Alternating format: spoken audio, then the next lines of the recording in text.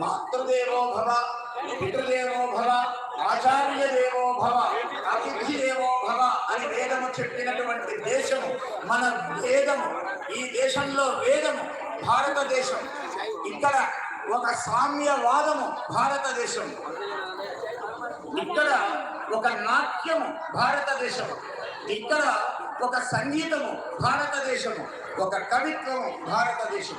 అందువల్ల సర్వ కళా సమాహారముగా, సర్వ సంస్కార పూర్ణముగా ఉన్నది మన భారతదేశం.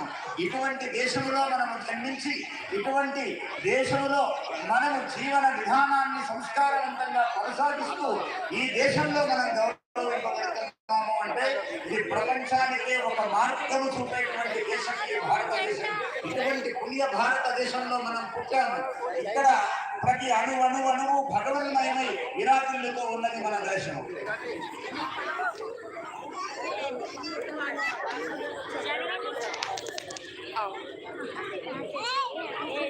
కెమెరా వాళ్ళు చాలా గొప్పవాళ్ళు. మన దేశంలో మేరా పొజిషన్ అని మనకు చెప్తూ ఉంటుంది కెమెరా.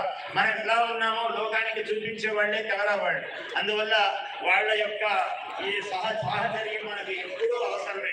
అందువల్ల ఎవరికైనా వాళ్ళు ఎలా నిలబడ్డా తప్పు కాదు. కారణం ఏమంటే వాళ్ళు మనల్ని లోకానికి చూపించేవాళ్ళు కాబట్టి, మనల్ని లోకానికి చూపించడం చాలా అవసరము కాబట్టి వాళ్ళను కొంచెం సహకరించమని కోరుతున్నాను.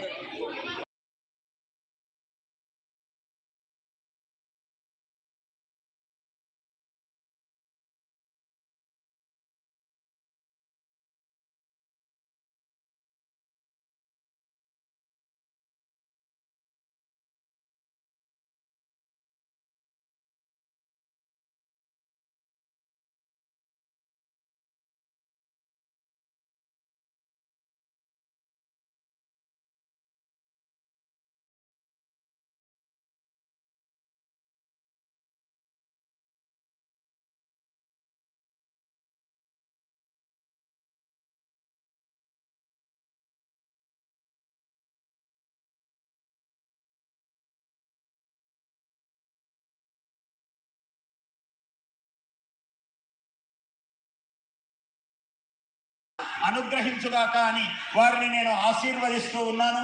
కిషన్ రెడ్డి గారు ఇంకా ఇటువంటి కార్యక్రమాలు చాలా అత్యంత ప్రముఖులైన వాళ్ళందరూ ఇందులో పాల్గొంటున్నారు. ఎంత గొప్పగా ఈ కార్యక్రమాన్ని ఏర్పాటు చేశారంటే, ఒక జానపద గీతము మొదలుకొని, జానపద నృత్యము మొదలుకొని, ఒక సంప్రదాయ సుస్వర కర్ణాటక సంగీత నృత్యము వరకు, భరతనాట్యము వరకు ఈ కార్యక్రమాన్ని రూపొందించారు. ఎవరికి ఆదేశించారో, ఎవరికి సూచించారో కిషన్ రెడ్డి గారి మెప్పు పొందటం కూడా సులభమేం కాదు.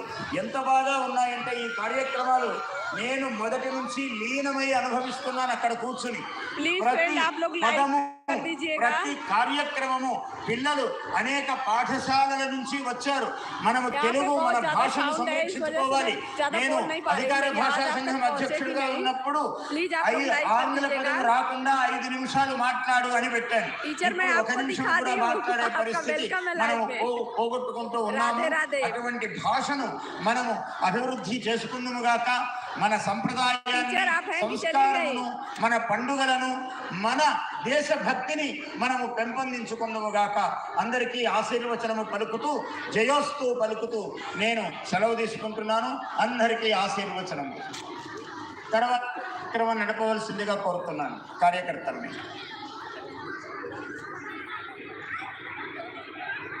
థ్యాంక్ యూ గురుగారు, థ్యాంక్ యూ వెరీ మచ్. మరి మీ ఆశీర్వాదాలు మాకు ఎప్పుడు ఉండాలి అని మనస్ఫూర్తిగా ఈ సందర్భంగా కోరుకుంటూ, సభ కార్యక్రమానికి ముందు ఒక ఆడియో విజువల్ని ఇప్పుడు మనం వీక్షిద్దాం.